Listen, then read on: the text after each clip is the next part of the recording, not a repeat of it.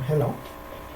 In this tutorial we are going to demonstrate how to set up and configure an OPC UA server on the ABB AC500 PLC.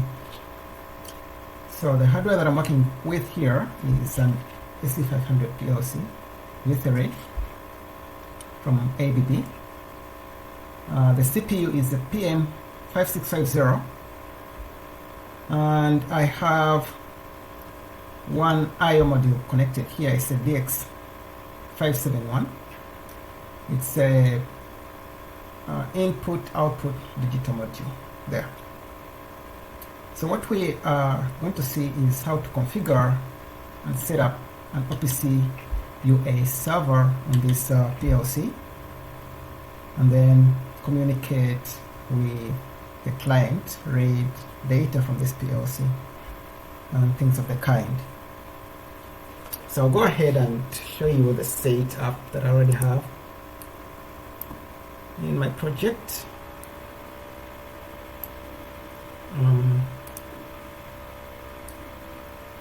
Make this a little bit smaller here. So I have a simple project here that I've used in other demonstrations as well. I have this virtual joystick, so you can use this virtual joystick to control various things, various parameters for devices and things of the kind. Basically, the way it works, I will try to upload this code first, and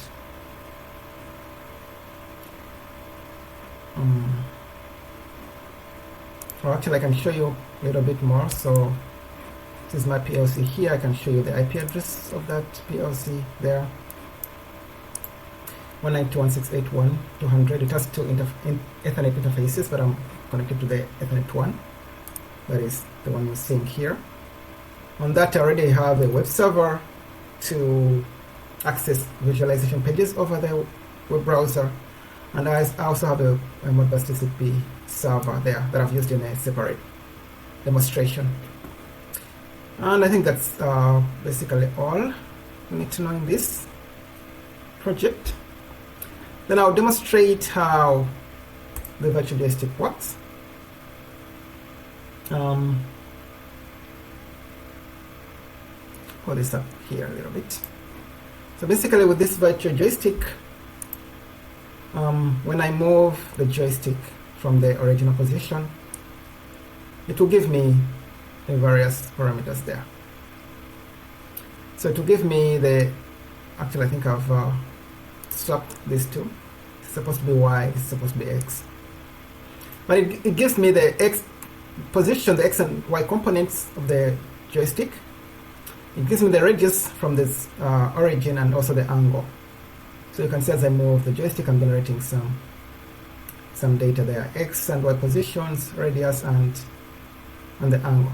So the goal here is to access this information over the OPC UA communication protocol with the PLC acting as the OPC UA server and then reading this data from the client. So we want to read the X, Y positions, the radius, and the angle. Okay, let's proceed. So the first thing we want to do is to add the server on the PLC, and we add the server to the Ethernet interface where we want to establish connection with the client. So I have two Ethernet interfaces, like I've already said, Ethernet 1 and Ethernet 2. I have connected everything over Ethernet 1. So that is why you're seeing this Ethernet cable connected over Ethernet 1, and it goes to the switch where then the client will connect via as well. So I'll add a server on this Ethernet interface. So right click, add object, and then I should select OPC UA server. I'll add that. Now you can see that I've added the server here. There is not so much here to configure, so we won't waste any time there. The next thing now to do is to add a symbolic configuration file. I'll close all these.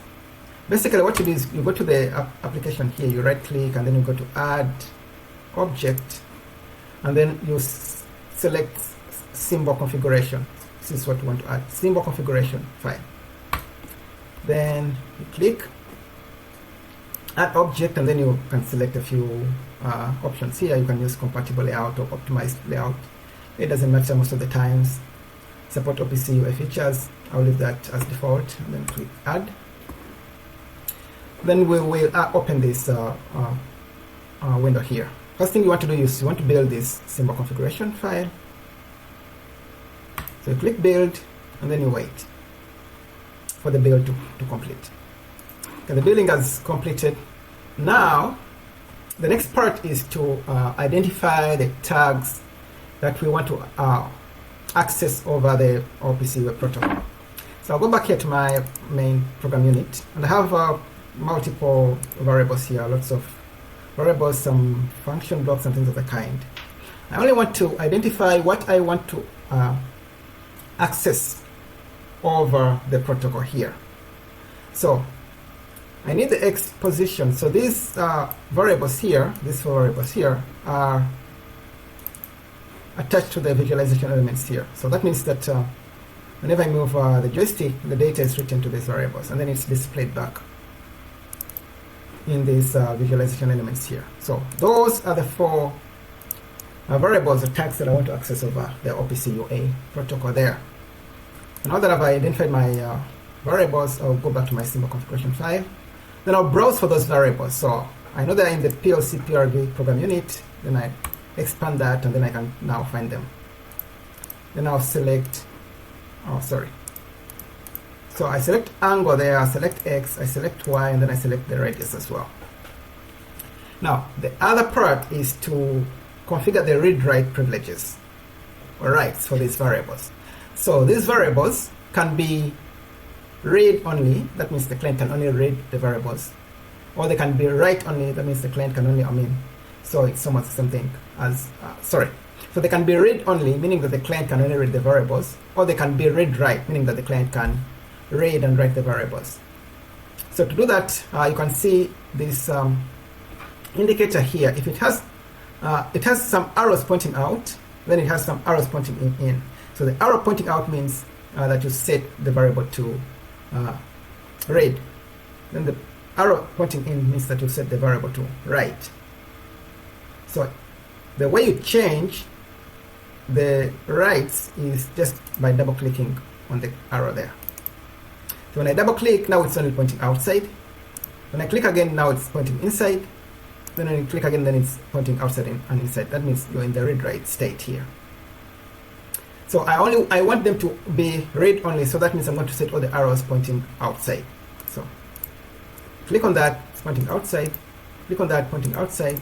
That and that. So that they are all in now read only state. Now I'll build again after I've made that configuration, and now everything should be now fine. I'll wait for the build to finish, and then I'll upload my code back to the PLC. Double click on this controller, select scan network, identify my PLC, click OK, and then connect. And then now I can upload my program. And then I wait for the program to upload. When you make a new hardware configuration, usually you have to restart the controller after you've uploaded the program and the configuration. So it might be the case this time around, but let's wait and see. Usually the program automation builder will tell you that you need to restart your controller if that's the case.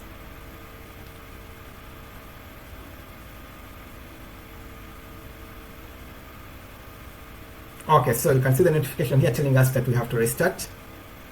Then reboot the controller for everything to take effect, for the configuration to take effect. So click OK there, and I'll come to my controller, just take out the power here, then take it back, then wait for it to boot. Okay, now the controller has booted. And I can log in back.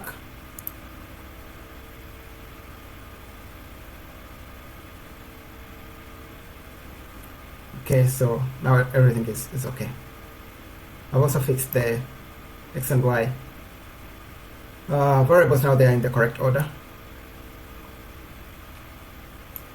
Now I want to try to read this data over OPC UA from the client side, and for that I am going to use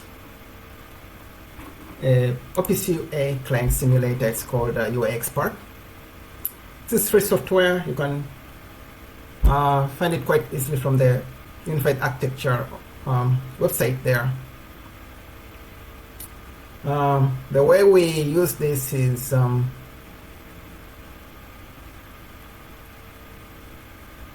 we need to add a server. So from the home here, or from the main window here, you click on add to add a server,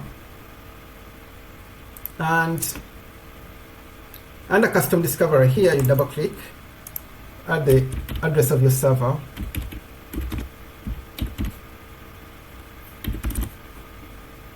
I'll add the port as well. It's 4840. So that's the whole endpoint. Click OK, and then browse the server, and you should be able to find some particular nodes on the server. So this is the server here, this is the PLC itself, and there's some nodes. And the way it works is I've not configured any security to my server, so that's why you see this description none here, meaning that there is no security. The server does not have any security policy, any OPC web security policy. But in a later video, we shall see how we can add also security, like a username and password, or even a certificate. But for this tutorial, we're not using any security. Double click on that, and then you see that under servers, I've added one server here. I can right click on that. Usually you have to right click, go to properties, and change this to the server IP address. Like that. That's all I've done. Authentication is anonymous. I don't have any security, like I said. And then click OK. And then the next thing is to connect. So click on the server, click on the connect button there. And then now under the address space here, you see that the server has been browsed. So we have the root element there, we have objects.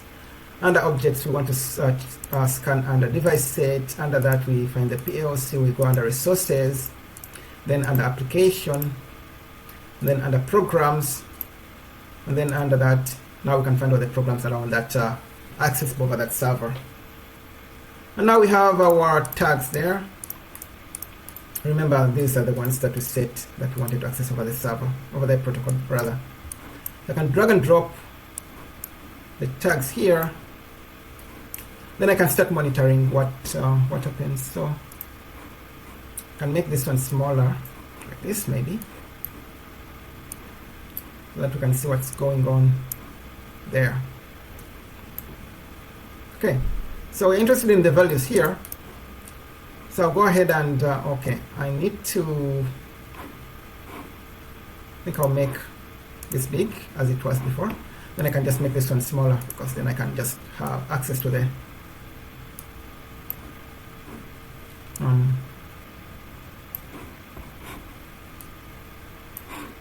joystick here.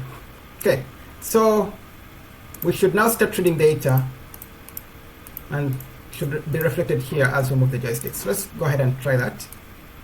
So I start moving, and you can see that the values that are generated by the joystick are received by the client there.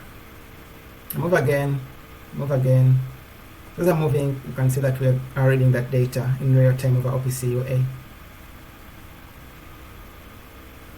0 again, and then like that. The other thing we can test here is the read-write privileges that we set. We should not be able to write information from here. For example, if I attempt to write this to some value, it should not accept. So that means that these variables can only be read by the client, they cannot be written by the client. And that's the goal. If we set them to read-write, then that means the client can also write those variables, and so on and so forth. So now you can see that we're having that data on the client side as we wish.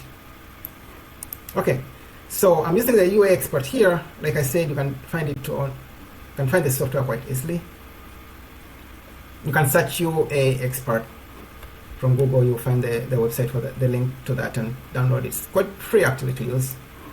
I think you just need to do like some registration and things of the kind, but it's quite easy to get.